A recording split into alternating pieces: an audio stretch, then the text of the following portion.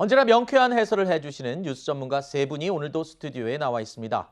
윤희석 국민의힘 선대위 상임공보특보, 김효은 더불어민주당 선대위 대변인, 그리고 김수민 시사평론가, 이렇게 세 분입니다. 안녕하십니까? 어서 오십시오.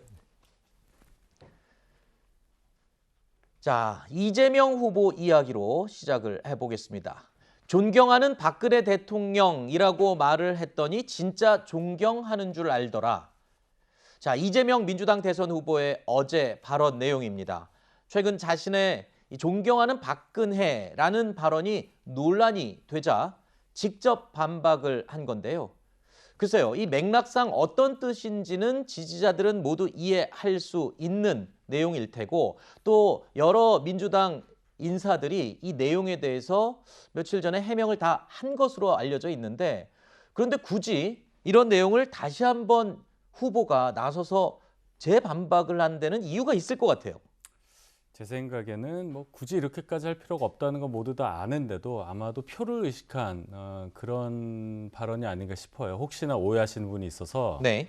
본인 지지층에 이탈이 있지 않을까 생각할 수도 있는데, 그냥 관용적 표현이라고 하면 끝나는 얘기예요. 근데 이재명 후보가 지금까지 이렇게 하시는 말씀들 보면 이게 짧은 발언들 중에 본인의 속내나 본인이 어떤 사람인지를 알 수 있는 그런 팁 같은 걸 많이 주신단 말이에요. 굳이 저렇게까지 얘기를 해서 뭐 문제를 더 만들 필요는 없는데, 네.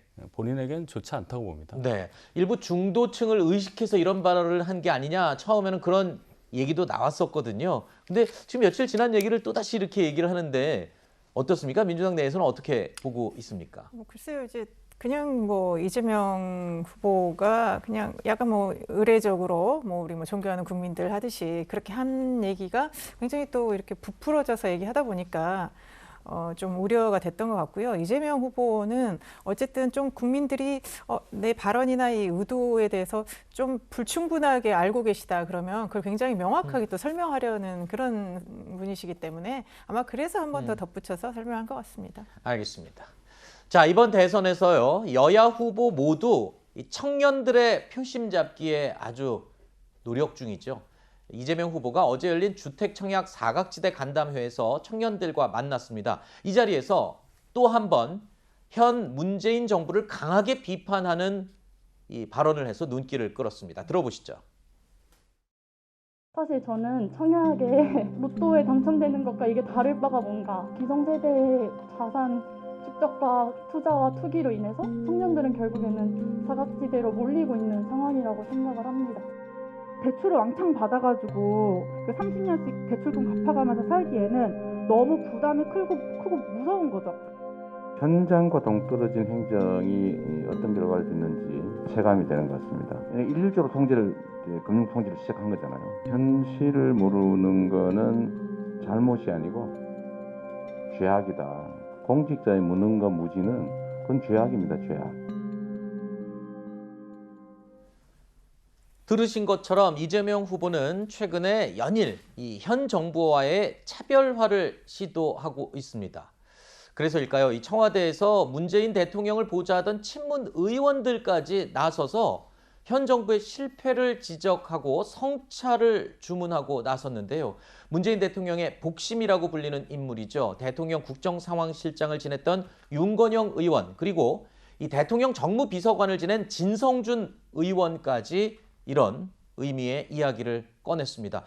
이 두 인물 모두 현재 이재명 캠프 소속인데, 글쎄요, 지금 이재명 후보를 돕기 위한 현 정부와의 차별화, 각세우기, 이런 것은 전략적으로 이해는 되지만 친문 세력 입장에서 볼 때는 지지자들이 그렇게 달갑게 들리는 목소리는 아닐 것 같아요. 그러니까 이제 어제 보도에서 굉장히 어떤 문재인 정부의 뭐 어떤 전반적인 뭐 실패, 네. 그다음에 뭐 반성 성찰 좀 이렇게 지금 나오고 있는데요.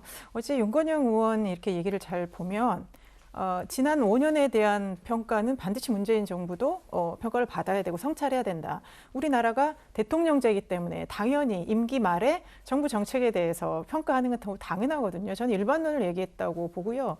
그리고 또 윤건영 의원이 덧붙이기를 지금 이렇게 어떤 정권 교체냐 유지냐 이런 여론은 우리나라처럼 굉장히 그 정당이 강하게 대결하고 있는 이런 정당 정치에서는 아무래도 여론 지형상 뭐 교체가 높을 수밖에 없다. 좀 일반론을 얘기를 했고 네. 지금 당연하지 않겠습니까? 국민들한테 항상 정부는 평가를 받거든요. 네. 저는 그런 차원에서 이해했으면 좋겠고 진성준 의원도 부동산 정책에 대한 실패를 얘기를 했기 때문에 네. 그런 차원에서 항상 어디나 공과 관은 있지 않습니까? 네네. 지금 저는 문재인 정부가 제일 잘한 것 중에 하나가 사실 우리 한반도에 지금 전쟁 위기, 전쟁이 전혀 없고 평화로운 거거든요. 그런 부분들 뭐 정책에 대해서는 또 뭐 인정해 줄 부분은 있는 거고 그래서 공과에 대한 부분들은 좀 나눠서 네. 했으면 좋겠고요.